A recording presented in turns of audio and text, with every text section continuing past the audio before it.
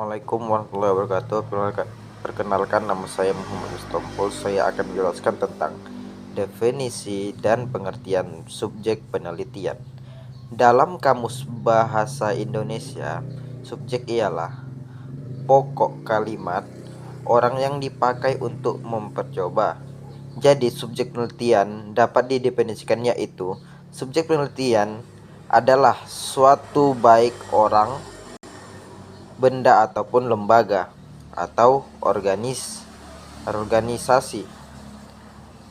Subjek ini dapat terdiri dari 3 level. Yang pertama itu namanya mikro, merupakan level terkecil dari subjek penelitian dan hanya berupa individu.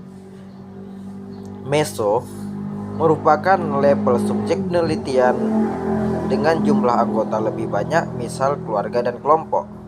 Yang terakhir itu namanya makro. Makro itu merupakan level subjek penelitian dengan anggota yang sangat banyak seperti masyarakat atau komunitas lain. Adapun definisi subjek penelitian menurut para ahli, sini ada 3 ahli. Yang pertama, M. Amirin 1995. Definisi subjek penelitian adalah bagian sumber riset yang tentunya guna memperoleh keterangan penelitian atas segala sesuatu yang mengenai topik riset sehingga mampu memperoleh keterangan. Muhammad Idrus 2009. Subjek penelitian adalah bagian individu, benda atau organisme. Menurut Suhasmini Arikunto 2010, subjek penelitian adalah batas penelitian di mana penelitian bisa menentukan dengan benda, hal atau orang-orang yang meletakkan variabel. Untuk bisa mengetahui sebuah subjek, berikut ciri-cirinya. Tergolong individu atau kelompok yang dijadikan sumber daya oleh investigator atau penelitian. Subjek melalui interaksi atau bisa juga melalui identifikasi informasi yang dikemukakan oleh subjek riset. Cara menentukan subjek penelitian. Dalam penelitian kuantitatif, pemilihan subjek penelitian dapat digunakan yang didasarkan pada asumsi bahwa subjek tersebut sebagai aktor dalam tema penelitian yang diajukan. Beberapa kriteria yang harus dipenuhi seorang atau kelompok orang yang menjadi subjek dalam penelitian kualitatif menurut Sanafiyah, Faisal dan sebagai berikut.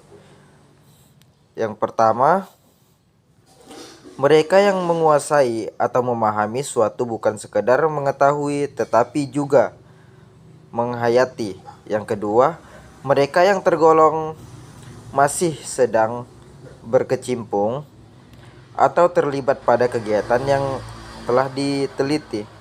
Yang ketiga, mereka yang tidak cenderung mempunyai informasi hasil masalahnya sendiri. Yang keempat, mereka yang mempunyai waktu memandai untuk meminta informasi. Yang terakhir, mereka yang pada mulanya tergolong cukup asing dengan peneliti sehingga akan lebih memacu sangat untuk dijadikan narasumber. Sekianlah presentasi dari saya.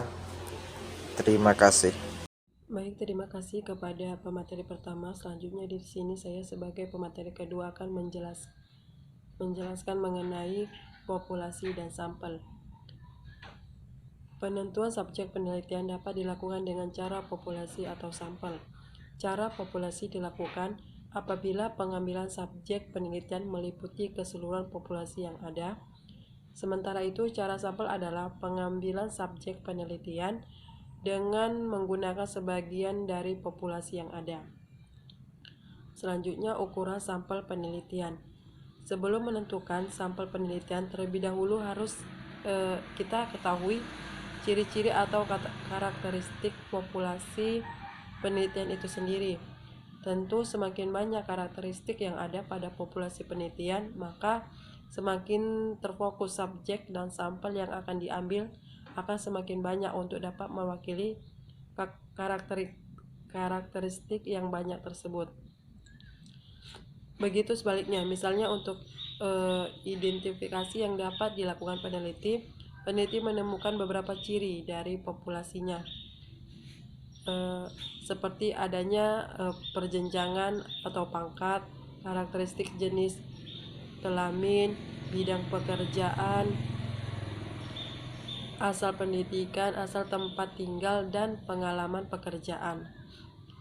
Banyaknya kelompok sebagai sebuah populasi harus dapat terwakili oleh sampel yang akan diambil, sehingga jumlah sampel harus banyak untuk mewakili kelompok tersebut.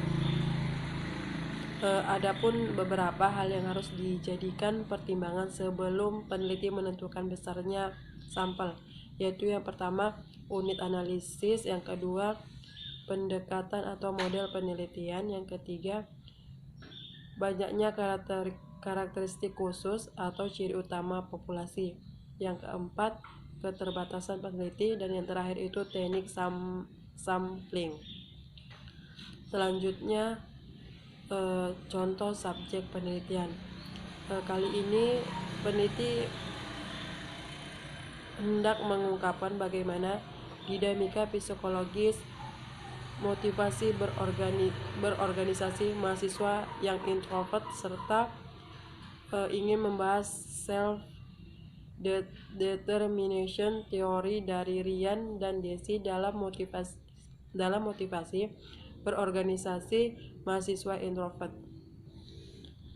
Dari judulnya itu maka dapat disimpulkan bahwa subjek di atas adalah mahasiswa dengan kecenderungan introvert serta sedang mengikuti minimal suatu organisasi saat penelitian dilakukan.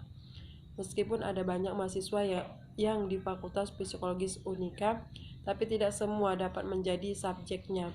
Sekali lagi, subjek pada penelitian didasari atas apa yang ingin diteliti, sesuai pada prinsipnya, yakni subjek penelitian dipilih berdasarkan apakah ini bisa memenuhi tujuan penelitian atau tidak.